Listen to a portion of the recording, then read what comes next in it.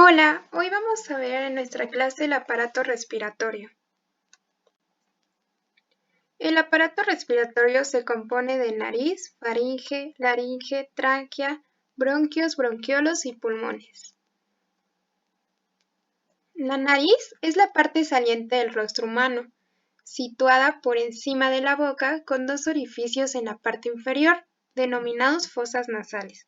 Tiene como funciones oler y respirar, filtrar, humedecer y calentar el aire que respiramos, dar resonancia a la voz y recibir estímulos olfatorios. La porción externa de la nariz está cubierta por músculo y piel. La porción interna está constituida de los huesos etmoidal, maxilar y palatinos. Esta porción está cubierta por mucosa que secreta moco, donde se adhieren partículas de polvo que son expulsadas al exterior por las pestañas vibrátiles de las células de esta región.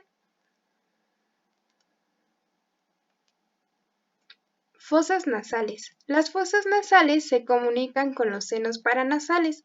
Son cavidades alargadas separadas por el tabique nasal. Se extiende de las ventanas nasales a la faringe. Por la parte superior de las fosas nasales desemboca el conducto lagrimal, proveniente de los ojos. ¿Cómo es nuestra nariz? En estos esquemas podemos observar el hueso nasal, que está formada de cartílago, y la estructura la da el tabique nasal. En este esquema podemos observar cómo se compone el hueso frontal, en los senos paranasales frontales. Por aquí se encuentra el meato superior, el meato medio, el cornete medio, las cuanas y el seno paranasal esfenoidal. Toda esta parte sería la fosa nasal, la punta de la nariz, las narinas, el meato inferior y el cornete inferior. Faringe. Es un conducto musculomembranoso que se extiende desde la base del cráneo por arriba hasta la sexta vértebra cervical por abajo. Este órgano fundamental es único, común a las vías respiratorias superiores y a la parte inicial del aparato digestivo. Asegura la protección de las vías aéreas nasales y laringea. La faringe se va a dividir en nasofaringe, orofaringe e hipofaringe.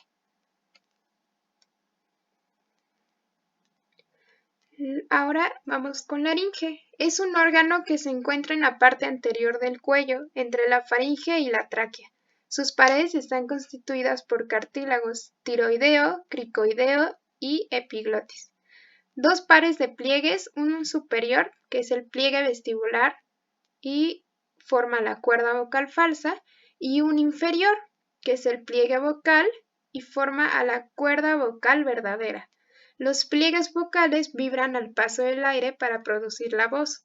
La epiglotis es una tapa que sirve para impedir el paso de los alimentos al árbol bronquial. Tráquea. Es un conducto localizado en el tórax, adelante del esófago. Es continuación de la laringe. Tiene forma cilíndrica. En su porción inferior se divide en dos ramas, que se convierten en los bronquios. Está constituida por herraduras cartilaginosas con su porción abierta hacia el esófago, por tejido muscular liso y tejido conjuntivo elástico. Sirve para conducir el aire. Bronquios y bronquiolos. La tráquea se divide en dos bronquios principales o primarios, derecho e izquierdo. Se dirigen hacia abajo y hacia afuera. Los bronquios primarios se bifurcan en secundarios y a partir de estos salen los bronquiolos segmentarios hasta formar los bronquiolos terminales. Tiene forma cilíndrica. Los bronquios son similares a la tráquea en su constitución, pero con menor cantidad de cartílago. Los bronquiolos, conforme se van ramificando, tienen menor cantidad de cartílago y mayor cantidad de músculo liso. En los bronquiolos terminales, la túnica mucosa ya no tiene cilios. Cada bronquiolo terminal, a su vez, se divide en varios bronquiolos respiratorios, que se derivan en conductos alveolares, que terminan en un conjunto de sacos alveolares rodeados por una red de vasos capilares y finalmente los alvéolos. Pulmones. Son dos órganos localizados en el tórax. Tienen una forma de cono con su vértice superior truncado. El pulmón derecho es más corto y ancho. Se divide en tres lóbulos, superior, medio e inferior. El pulmón izquierdo es más largo y angosto, y se divide en dos lóbulos, en superior e inferior. Aquí les presentamos unos esquemas en donde podemos apreciar cómo el pulmón derecho se divide en sus tres lóbulos, en el lóbulo superior, en el lóbulo medio y en el lóbulo inferior, mientras que el pulmón izquierdo solamente va a tener dos divisiones. Cada pulmón está envuelto por una membrana serosa llamada pleura, que está compuesta por dos hojas, parietal unida a las paredes de la cavidad torácica y visceral, adherida a los pulmones. Entre las dos pleuras hay una pequeña cantidad de líquido lubricante que evita la fricción cuando se realizan los movimientos respiratorios. En los pulmones se lleva a cabo la respiración externa.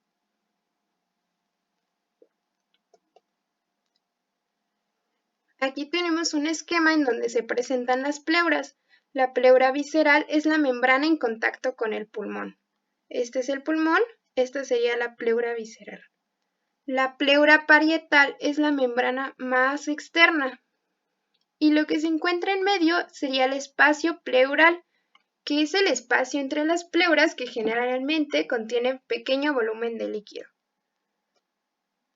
La respiración. Es un conjunto de movimientos mediante los cuales el aire entra y sale del sistema respiratorio.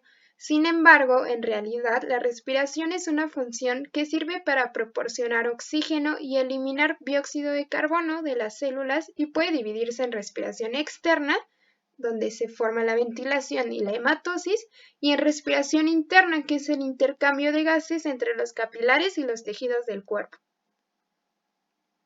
La ventilación se refiere al paso de aire por el tracto respiratorio, desde las cavidades nasales hasta los bronquiolos.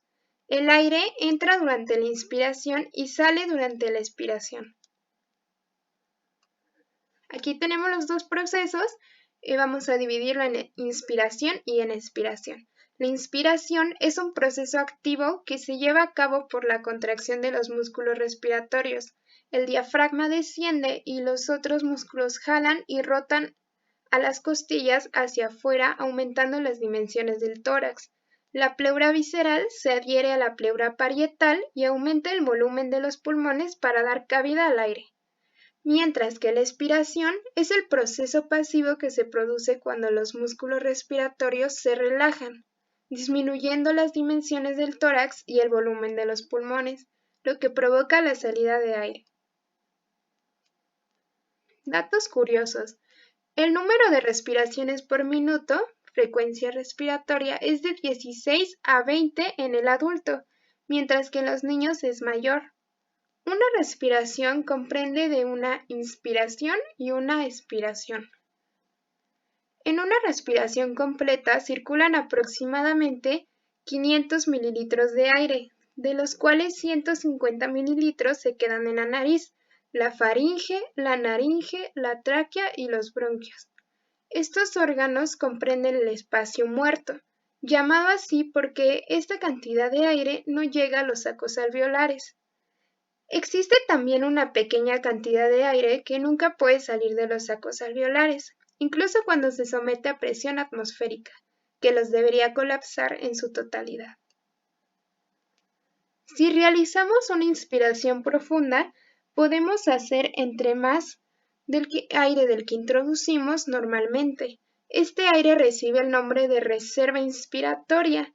La cantidad de aire de reserva oscila alrededor de 3.000 mililitros. Si realizamos una expiración profunda después de haber hecho una inspiración normal, podemos expulsar 1.100 mililitros de aire, además de los 500 mililitros porque tenemos un volumen de reserva expiratoria. Después de hacer una expiración profunda, todavía queda aire en los sacos alveolares. Este resto se llama volumen residual y aproximadamente es de 1200 mililitros. El volumen de ventilación, que es de 500 mililitros, junto con el volumen de reserva inspiratoria, que es de 3000 mililitros, y el volumen de reserva expiratoria, que son 1100 mililitros, nos dan la capacidad vital, que es de 4600 aproximadamente.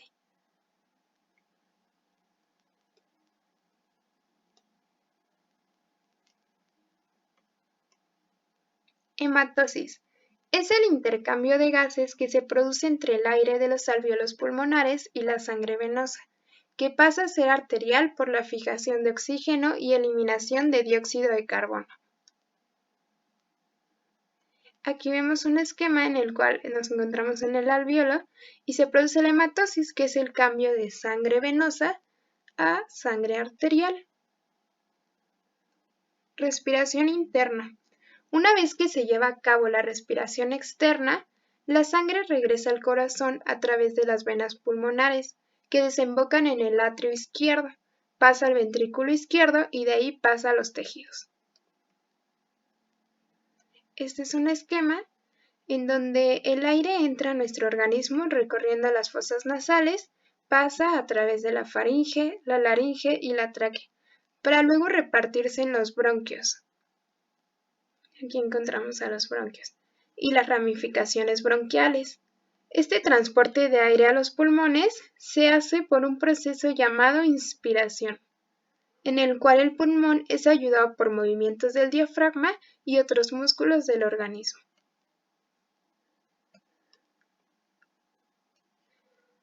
Después encontramos que la sangre llega al atrio izquierdo, pasa al ventrículo izquierdo y de ahí nutre a todo nuestro cuerpo.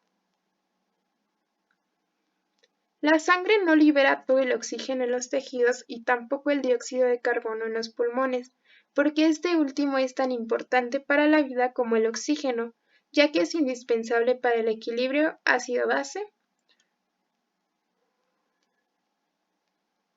Aquí tenemos un esquema completo desde el inicio hasta el final.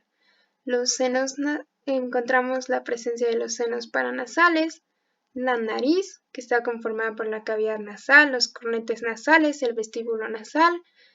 Después pasamos a la faringe, luego a la laringe, donde encontramos a la epiglotis, al cartílago tiroides, al cartílago cricoides.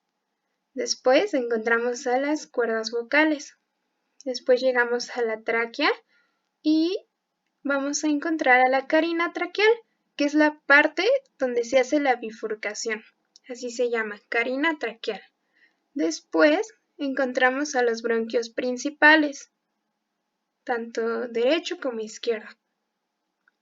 Aquí tenemos al pulmón derecho, a su lóbulo superior, a la cisura horizontal, a la cisura oblicua y al lóbulo medio y lóbulo inferior. Este es el diafragma, que es un músculo que nos ayuda a la respiración.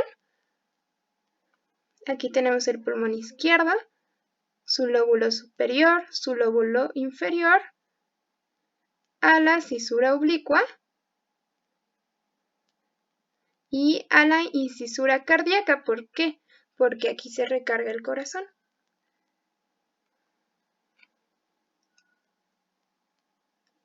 Para finalizar, les dejamos la bibliografía que ocupamos y les deseamos mucho éxito en sus estudios. Gracias.